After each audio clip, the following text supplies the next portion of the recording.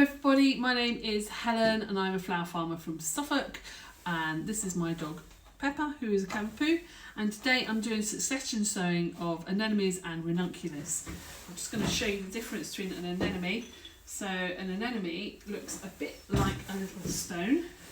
I'll just put that up to the camera, you can see that. It's a little corm that looks a bit like a stone, and then here in this water you can see, if I just grab one out, is something that looks a bit like an octopus. Okay, can you see that? And that's a ranunculus corm. And the reason why they're soaking is because they're dehydrated and they need to hydrate up with water to be able to set root and start the leaf forming, which will happen in about a month's time. So I'm about to set this up into a cell tray here. So I'm going to pop a few in, just so you can see. And the reason why I'm using this individual cell tray is I like to know which is a Duffy and which is not, because there's so much that can go wrong with ranunculus and anemone. They're quite difficult to grow. So you can have a number of problems. They might not be viable, or they could be rotting in the tray. So when I'm going to cover this over with soil, like I'm going to do now, is I probably won't water this for a week or two. I'm just sort of monitor if there's any root setting, and then I'll probably just give it a really light watering. Especially don't want to water it at the moment because we've got a real cold snap in England at the moment, and everything will just freeze, so I don't want to add any unnecessary water. But if I was to add any more water to that already hydrated corm, it's just going to rot and you can just squish it and it just turns into horrible pus.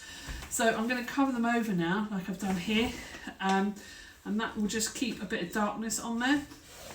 And being in my potting shed, there's not that much light anyway going on. What's going on with your ears?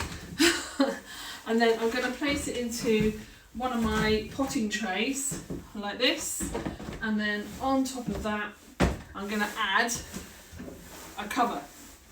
Now the reason why I'm going to have a cover is anemones and ranunculus are like absolute caviar to mice. So you think that everything's growing tickety-boo, and all of a sudden a mice has come in overnight and has dug up all your ranunculus and your anemones and eaten them in the night. So not only have you got to worry about things that are not viable or things that are rotting, the mice will come in and steal them all. So they're going to sit here for about a month. Hopefully the roots will take and the leaves will start forming, and we will bring them out into the light and let them germinate further, and then pop them up into 9-inch pots and get them bigger, ready to go in the garden for cut flowers. Thank you very much for watching.